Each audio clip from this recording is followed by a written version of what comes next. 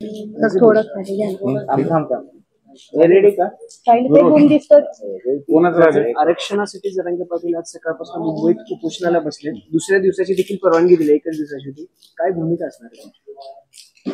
राजश्री छत्रपती शाहू महाराजांनी माझ्या पंजोबाने देशात पहिलं आरक्षण दिलं होतं 50% बहुजन समाजाला, आणि म्हणून गरीब मराठ्यांना आरक्षण मिळावं म्हणून माझा पहिल्या दिवसापासून हा माझा प्रवास आहे.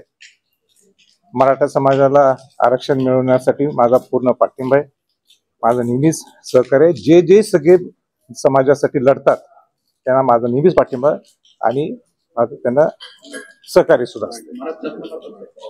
जरांगेंना पाठिंबा आहे छत्रपती संभाजीराजांचा. मग छत्रपती संभाजीराजे मुंबईला जाऊन जरांगेंची भेट घेणार, कारण हे बघा, एक मिनिट, आपलं काय ठरलं होतं? बरं ठीक आहे, परत एकदा तुम्ही चष्मा काढायला होता, काय करायचं परत सुरुवात करा. आजपासून जरांगेंचं आंदोलन सुरू झालं. खरं यापूर्वी त्यांनी 3-4 वेळा आंदोलन केलेलं आहे. आपणही मागे पाठिंबा दिला होता, पण नंतर वास्तवही आपण समाजाला, महाराष्ट्राला समजून सांगितलं होतं काय आहे काय नाही. तर आता पुन्हा एकदा समाज भावनिक झालाय, त्यांच्या पाठीमागे उभं राहायला. राज्यभर मुंबई जाम आहे अक्षरशः. काय आवाहन कराल समाजाला? माझं इतकंच म्हणणं आहे की आपण सगळ्यांनी समजून घ्यायला पाहिजे की पहिलं आरक्षण जर कुणी दिलं असेल तर ते माझ्या पंजोबांनी राजश्री छत्रपती शाहू महाराजांनी दिलं 50% आरक्षण बहुजन समाजाला. आणि म्हणून माझं स्वतः व्यक्तिगत मराठा समाजाला आरक्षण मिळावं म्हणून माझा नेहमीच पाठिंबा असतो. कुणी आरक्षणासाठी लढा दिला त्यांना माझं सहकार्य सुद्धा असते. माझं इतकंच म्हणणं आहे की मनोज जरांगे पाटलांनी आणि सरकारने लवकर एकत्र बसावं आणि त्यांच्या काय मागण्या आहेत त्या मागण्या समोर याव्यात आणि सरकारने त्याच्यात हस्तक्षेप करून लवकर मार्ग काढावा. दुर्दैवी घटना या ठिकाणी घडलेली आहे आणि त्यानंतर आता तुम्ही भेट दिलेली आहे. अक्षरशः अंगावर काटा येतो असे व्हिडिओ सुद्धा समोर आले आहेत त्या घटनेचे.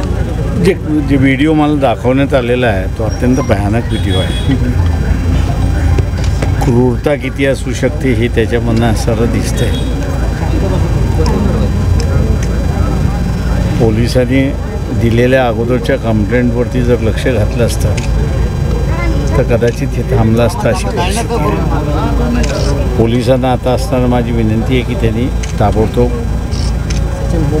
विटनेसांची स्टेटमेंट घ्यावी, इंडिपेंडंट विटनेसांची स्टेटमेंट घ्यावे आणि फास्ट ट्रॅक कोर्टवरती घेऊन इथं ताबडतोब निकाल लावण्यात यावा.